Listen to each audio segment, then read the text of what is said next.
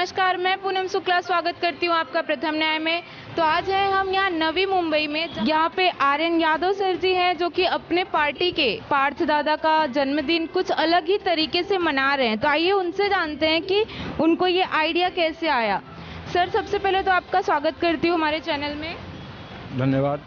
हाँ, तो सर आप जैसा कि हमने देखा आपने गरीबों में फल वितरित किया, तो ये आपका जो आइडिया है कि किसी का जन्मदिन इस तरह से मनाना चाहिए जिससे दूसरे लोगों का भला हो, तो ये आपको कहाँ से आया?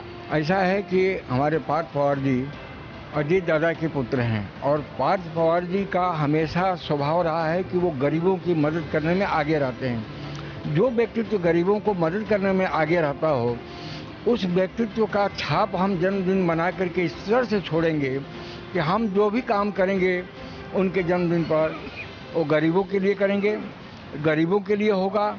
और हमारा एक नमूना है, आज से हम व्रत लेते हैं कि हम जो भी काम करेंगे राष्ट्रवादी कांग्रेस पार्टी की तरफ से, यहाँ के जिला अध्यक्ष सतीश पाटिल जी के मार्गदर्शन में हम जो भी काम करेंगे हम केवल गरीबों के लिए करेंगे। और अमीरों के लिए काम करने के लिए तो बहुत लोग हैं, गरीबों के लिए काम करने का बीड़ा हम लोग आज से उठा रहे हैं और हम ये करते रहेंगे।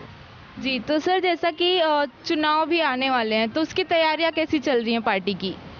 इस जन्मदिन को मनाने का आधार या इसका संकेत चुनाव से बिल्कुल नहीं है। हमारा ये कर्तव्य है कि हम जिस व्यक्तित्व का जन्मदिन मनाएं वो हमेशा किसी न किसी बहाने हम उस व्यक्तित्व का याद करते रहें और गरीबों के लिए काम करते रहें। गरीबों के लिए बहुत समस्याएं, उन समस्याओं का हम निराकरण प्रशासन से करें, ये हमारी मान्यता है और हम ये मानते हैं।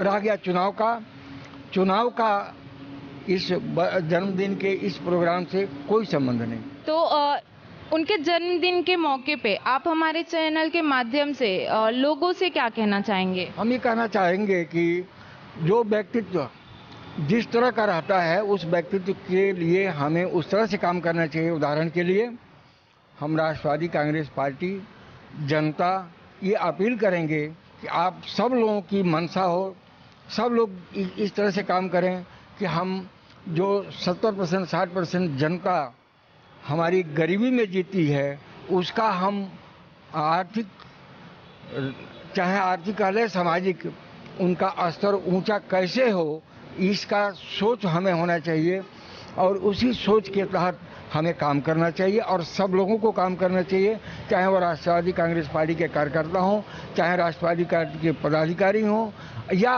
जनमानस हो।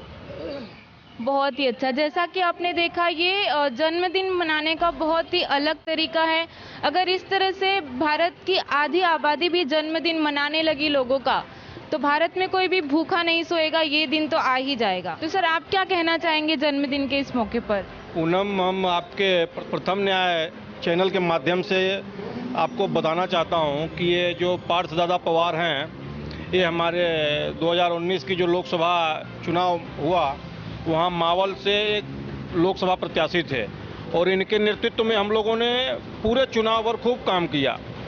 तो इनसे हमको सीखने के ये मिला कि ये जहाँ भी देखिए चुनाव आता है, बड़े बड़े नेता आते हैं, बड़े बड़े लोग आते हैं उनके पीछे, लेकिन हम लोग जब उनके पीछे घूम रहे थे तो उनकी गाड़ी कहाँ रुकेगी।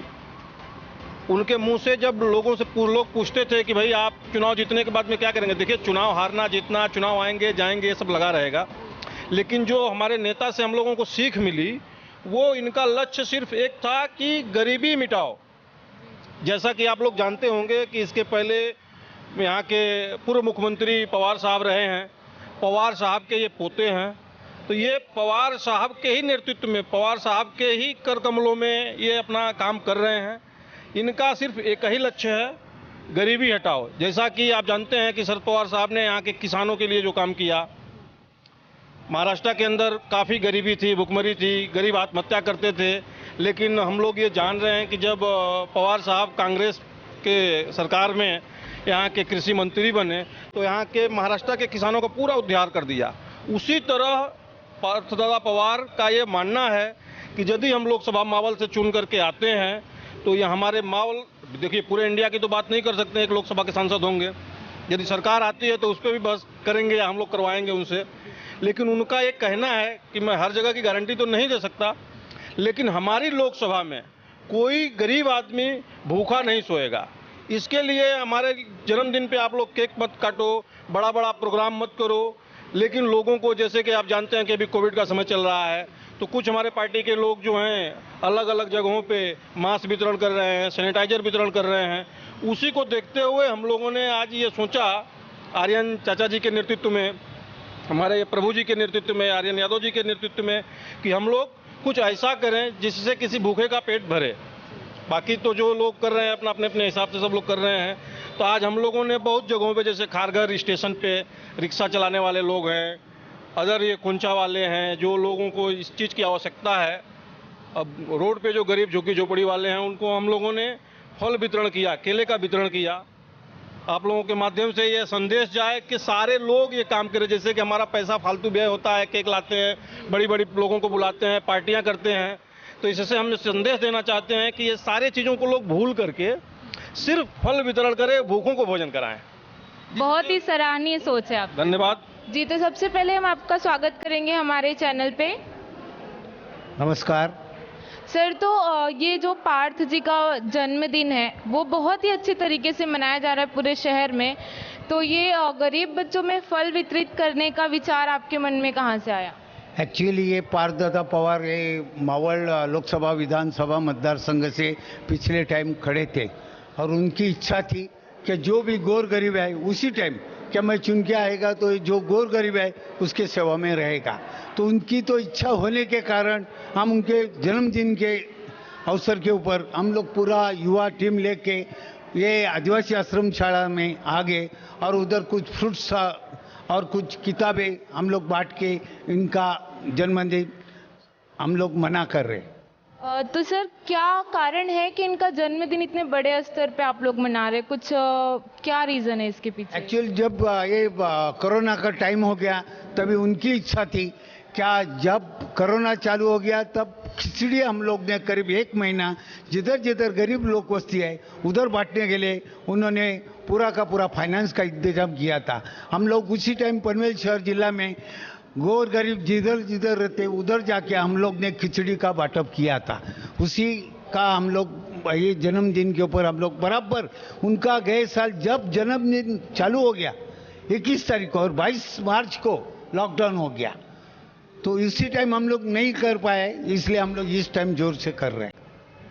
अगले साल, पिछले साल अच्छी तरह से आप नहीं मना पाए थे, इसलिए इस साल उसको और ज़्यादा बड़े स्तर पे मना रहे हैं। राइट और अगले साल हम लोग और जोर से करने वाले हैं।